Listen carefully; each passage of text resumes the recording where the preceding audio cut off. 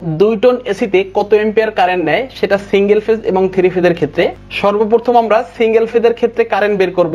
উত্তর মনে করা যাক 230 ভোল্ট এসি এবং power factor cos θ = 0.95। Single phase AC সিস্টেমে 1 টন সমান 1.5 কিলোওয়াট, অতএব 2 টন সমান সমান 3 কিলোওয়াট। আমরা জানি সিঙ্গেল ফেজের ক্ষেত্রে পাওয়ারের সূত্র হলো P = VI cos θ, আর এখানে 2 টন সমান সমান 3000 watt.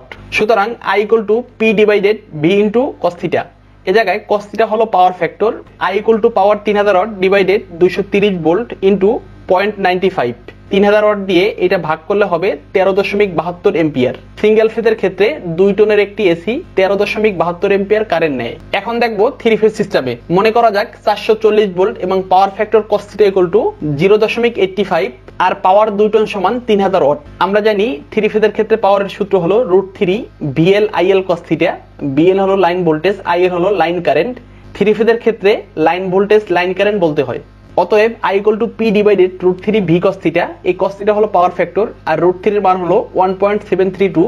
I = power 3000 watt divided 1.732 গুণন 440 ভোল্ট গুণন 0.85। 3000 ওয়াট দিয়ে এটা ভাগ করলে হয় 4.66 এম্পিয়ার। তাহলে 2 টনের এসি এর কারেন্ট লাগে 4.66 এম্পিয়ার।